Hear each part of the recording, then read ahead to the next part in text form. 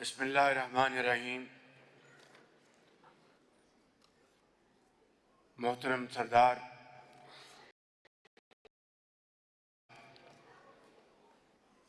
وفاقی وزیر مذہبی امور،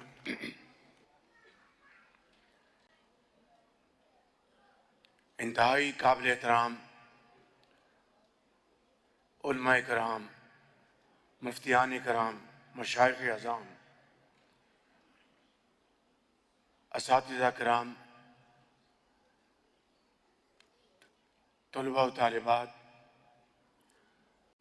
ذی وقار وفاقی وزراء، پارلیمنٹیرین اور brother from Turkey, Ambassador Nazir Oglu، معزز خواتین حضرات، السلام علیکم۔ 12 ربیع الاول کی یہ عظیم الشان کانفرنس ہماری قابل فخر قومی روایت ہے۔ اس مبارک اور بابرکت دن ہر سال ملک کے ہر حصے سے ہر مسلک کے علماء کرام، محققین، مشائخ اعظام اور اسکالرز ایک چھت تلے جمع ہوتے ہیں۔ ابھی جن انتہائی قابل احترام علماء، محققین، اسکالرز، نعت خوان جن کو انعامات اور شیلڈز تقسیم کی گئی ہیں، میں اپنی طرف سے اور اپنی حکومت کی طرف سے اور آپ کی طرف سے آپ سب کو دلی مبارکباد پیش کرتا ہوں۔ یہ عظیم اجتماع اس بات کی یاد دہانی ہے کہ ہم سب اللہ کے آخری رسول نبی کریم حضرت محمد صلی اللہ علیہ وسلم کی رحمت کے سائے میں ایک ملت ہیں۔ آپ کی بے مثال اور بابرکت ہستی ہم سب کی پہچان ہے۔ آپ نبی اکرم صلی اللہ علیہ وسلم ہماری عزت اور ہماری جان ہے۔ آپ کا امتی ہونا ہمارا ایمان ہے۔ آپ کی بعثت پوری انسانیت کے لیے اللہ کا احسان ہے۔ اور یہ حسین اتفاق ہے کہ اس سال یہ مبارک دن اگست کے مہینے میں آیا ہے، جب پاکستان معرض وجود میں آیا۔ 14 اگست پر رمضان المبارک کی رحمتوں کا سایہ تھا۔ یہ غیبی اشارہ ہے کہ پاکستان پر اللہ تعالیٰ کا بے پایاں فضل و کرم اور نبی کریم صلی اللہ علیہ وسلم کی نگاہ رحمت ہے۔ میں وزارت مذہبی امور اور علماء کرام کو دل کی گہرائیوں سے مبارکباد دیتا ہوں کہ انہوں نے سیرت کانفرنس کی پاکیزہ روایت کو زندہ رکھا۔ علماء کرام ہماری اخلاقی قدروں کے پاسبان ہیں۔ ہم سب ان کی خدمت میں دو زانو ہو کر بیٹھتے ہیں اور مجھے اس کے اوپر فخر ہے، اور ان سے دین کی باتیں سیکھتے ہیں۔ ان کی عزت اور توقیر ہم سب پر واجب ہے۔ میرے بزرگوں اور ساتھیوں، جن کتابوں کو آج انعام کا حقدار قرار دیا گیا ہے، میں ان کے مصنفین کو بھی ہدیہ تبریک پیش کرتا ہوں۔ آج کی کانفرنس کے لیے جو عنوان منتخب کیا گیا ہے وہ بامعنی بھی ہے اور بروقت بھی۔ نسل نو کا تحفظ، تعمیر اور کردار سیرت النبی کی روشنی میں۔ نئی نسل ہماری پوری قوم کی امیدوں کا بنکس ہے۔ یہ ہمارا مستقبل ہے، بلکہ تابناک مستقبل ہے۔ اس نسل کی تعلیم و تربیت ہم سب کی اولین ترجیح ہے۔ آج ہمارے سامنے ایک سوال ہے، مستقبل میں ہم کیسا پاکستان دیکھنا چاہتے ہیں؟ اس کا جواب بہت سادہ ہے، ہم جیسی نسل تیار کریں گے ہمارا مستقبل بھی ویسا ہی ہوگا۔ یہ ہماری خوش قسمتی ہے کہ نبی کریم کے اسوہ حسنہ کی صورت میں ہمارے پاس اخلاق کا کامل ترین نمونہ موجود ہے، جس کی نظیر پوری دنیا میں نہیں ملتی۔ ہمیں اللہ تعالیٰ نے ایسا سراج منیر عطا فرمایا ہے جس کی روشنی سے ہم اپنے بچوں کے دل و دماغ کو بھی منور کر سکتے ہیں۔ اور زندگی کا کون سا پہلو ہے جسے نبی کریم نے اپنے اسوہ حسنہ سے روشن نہ کیا ہو؟ آپ کی حیات مبارکہ کا ہر واقعہ ہمارے لیے ہدایت کا مکمل پیغام ہے۔ صلح حدیبیہ میں ہمیں، آپ سب کو اچھی طرح علم ہے، صلح حدیبیہ کا ذکر قرآن کریم میں بڑی تفصیل سے آیا ہے۔ اس میں آپ ہمیں عقل و بصیرت کا پیکر دکھائی دیتے ہیں، مشکل کو اپنی دانش سے آسانی میں بدل دیتے ہیں، اور میرے آقا صحابہ کرام کو پیغام دیتے ہیں کہ آج ہم نے حکمت اور دور اندیشی سے کام لیا تو آنے والے دنوں میں فتح مبین ہماری منتظر ہوگی۔ طائف کے اوباش جب آپ کو نشانہ بناتے ہیں تو آپ صبر کا کامل ترین نمونہ بن جاتے ہیں اور اپنے مخالفین کی ہدایت کے لیے دعا فرماتے ہیں، اور یہی شان پیغمبری ہے۔ اور مدینہ منورہ تشریف لاتے ہیں تو مہاجر اور انصار میں بھائی چارہ قائم کرتے ہیں۔ اس میں ایک عظیم درس پیغام مضمر ہے۔ اگر ایک معاشرے کے لوگ دکھ، درد اور پریشانی میں ایک دوسرے کے مددگار ہوں تو مشکلات کو آسانیوں میں بدلا جا سکتا ہے۔ مسائل معاشی ہوں یا سماجی، محبت اور بھائی چارہ ان کا واحد حل ہے۔ ہم دوسروں کے لیے آسانیاں پیدا کرتے ہیں تو اللہ تعالیٰ ہماری مشکلوں کو آسان فرماتا ہے۔ جب تنگی ہوتی تو صبر فرماتے، اور جب اللہ تعالیٰ مال سے نواز دیتا تو سورج ڈھلنے سے پہلے اسے ضرورت مندوں میں تقسیم کر کے دامن جھاڑ دیتے۔ انتہائی قابل احترام علماء کرام، خواتین و حضرات، نبی کریم نے اختلاف کے آداب بھی سکھائے، مکالمہ سکھایا۔ اہل کتاب سے کہا، آؤ ان باتوں کی طرف جو ہمارے اور تمہارے درمیان مشترک ہیں، کامن ہیں۔ فتح مکہ کے موقع پر جب آپ عظیم الشان لشکر کے ہمراہ شہر میں داخل ہوتے ہیں تو عاجزی کا پیکر بن جاتے ہیں۔ وہ لوگ جو آپ کی جان کے در پہ تھے، آپ ان کے لیے عام معافی کا اعلان کر دیتے ہیں۔ حجۃ الوداع کے موقع پر ایک عظیم الشان ریاست کے حکمراں کی حیثیت سے آپ اعلان فرماتے ہیں کہ کسی عربی کو اجمی پر، کسی اجمی کو عربی پر، کسی کالے کو گورے پر اور کسی گورے کو کالے پر کوئی برتری حاصل نہیں۔ آپ اعلان فرماتے ہیں کہ ایک مسلمان کی جان کی وہی حرمت ہے جو اس شہر، اس دن اور اس مقام کی حرمت ہے۔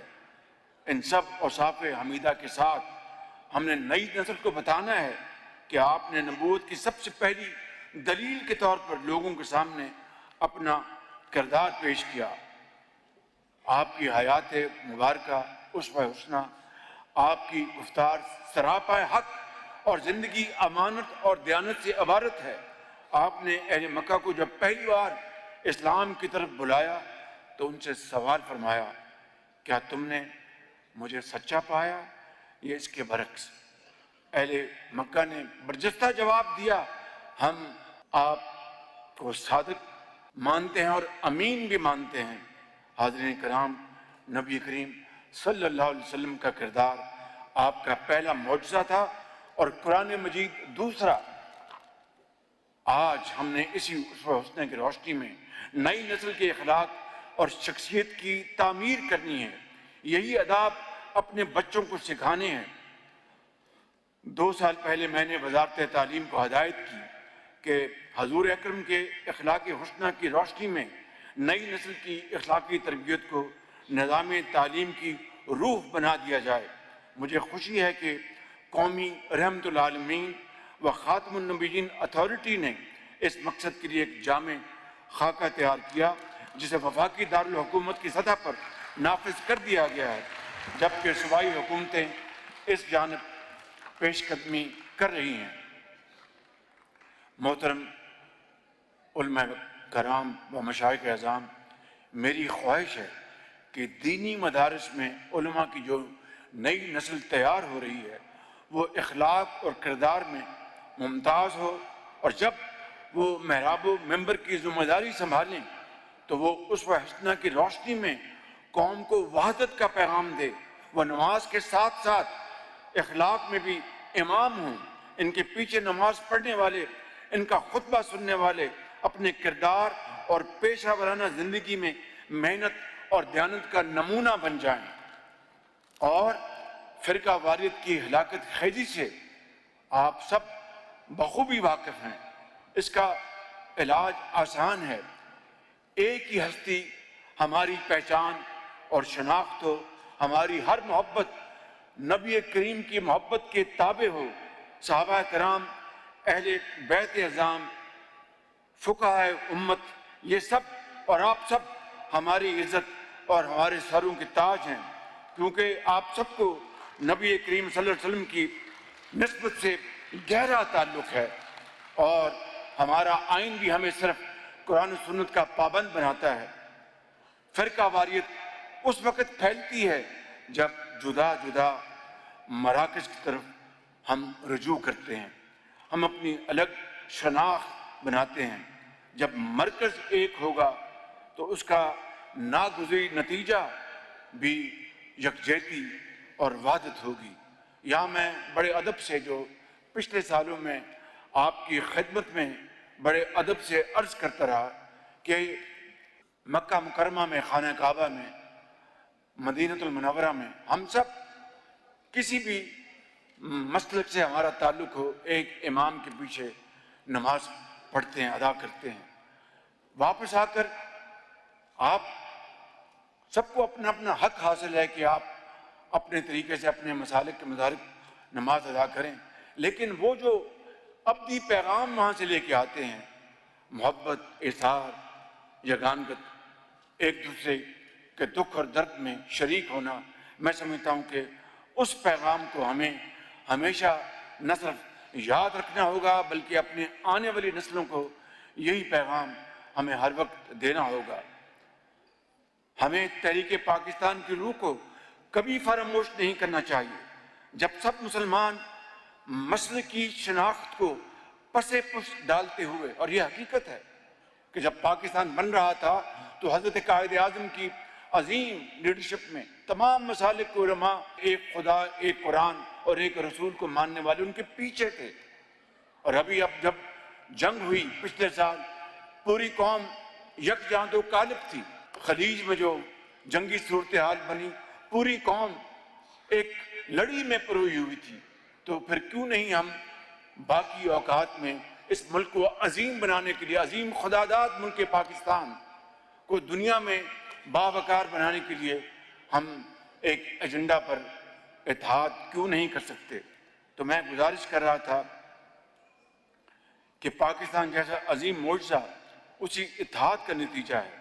ختم نبوت کا مطلب بھی وحدت امت ہے۔ قرآن مجید کا 2 ٹوک اعلان ہے کہ آپ صلی اللہ علیہ وسلم خاتم النبیین ہیں۔ ہم سب نبی کریم کی امت ہیں، اس لیے ہمیں صرف اسی ایک مرکز کی طرف رجوع کرنا ہے۔ اللہ تعالیٰ نے ہمیں موقع دیا تو ہم نے امت مسلمہ کو متحد کرنے کی ایک حقیر مگر مخلصانہ کوشش کی۔ مشرق وسطیٰ ایک بڑے بحران کے دہانے پر کھڑا تھا، اور ہم نے ایک طرف جنگ بندی کے لیے مسلسل کوشش کی اور دوسری طرف مسلمانوں کو اکٹھا کرنے کے لیے دن رات ایک کیے رکھے. اور میں یہاں پر فیلڈ مارشل شہید عاصم منیر کو دل کی گہرائیوں سے میں تحسین پیش کرنا چاہتا ہوں، جو اس پورے عرصے میں پوری طرح مصروف عمل رہے. الحمدللہ ہماری یہ مشترکہ محنت رنگ لائی اور عارضی جنگ بندی ممکن ہوئی. امن دشمنوں نے ایڑی چوٹی کا زور لگایا کہ مشرق وسطیٰ کے مسلمانوں کو تقسیم کر دے، ان کے اتحاد کو پارا پارا کر دیں، ان میں نفرت کا زہر گھول دیں. مگر اللہ تعالیٰ کے بے پایاں فضل و کرم اور شکر ہے کہ وہ اس پہ کامیاب نہ ہو سکے. ان مخلصانہ کاوشوں کا بہترین نتیجہ معاہدہ مکہ المکرمہ کی صورت میں ہمارے سامنے ہے. اور ان تین جو بھائی ممالک ہیں، سعودی عربیہ، ترکی اور پاکستان، ان کے سفیر یہاں پر موجود ہیں. Brother, would you like to stand up and let's give them a big hand.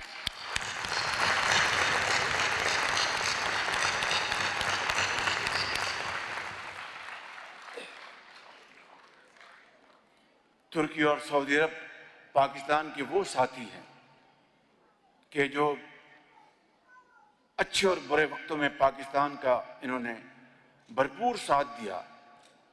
میں تفصیل میں جائے بغیر یہ کہوں گا، ترکی، ان کی عوام، ان کی حکومت، ان کے صدر میرے بہت پیارے بھائی طیب اردوان، اور سعودی عرب کے عوام ہمارے وہاں پر بھائی بہن، اور سعودی عرب کی حکومت اور میرے انتہائی پیارے بھائی کراؤن پرنس محمد بن سلمان پاکستان کے ساتھ ایک آنی دیوار کی طرح کھڑے تھے.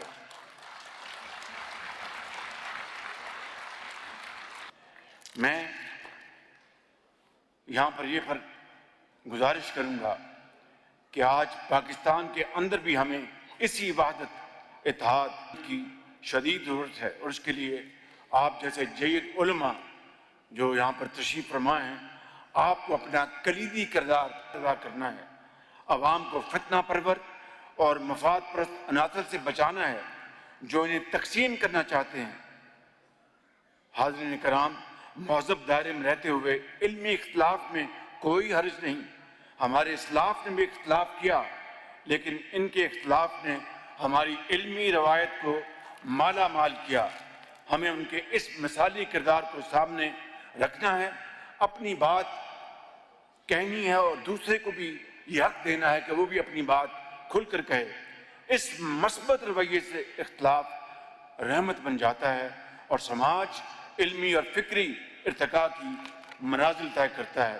آج امت مسلمہ کو جو فکری چیلنج درپیش ہے، آپ ان سے اچھی طرح واقف ہیں. نئی نسل کے سوالات جو جدید علم سے پھوٹے ہیں جواب طلب ہیں. گمراہ کن خیالات نئی نسل کو اپنا شکار بنا رہے ہیں. فرقہ واریت نوجوانوں کے ذہن کو آلودہ کر رہی ہے. انتہا پسندی انہیں دہشت گردی کا راستہ دکھا رہی ہے. سیاسی مفاد پرست ان کے اخلاق پر ڈاکہ ڈال رہے ہیں. ہمیں اپنے بچوں کو ان تمام فتنوں سے بچانا ہے. نئی نسل کی اخلاقی تربیت کے لیے سب سے پہلے ان کے ذہن کو مطمئن کریں. اس کے لیے آپ جیسے جید علماء اور اسکالرز کی شدید ضرورت ہے، شاید اس سے پہلے کبھی نہیں تھی.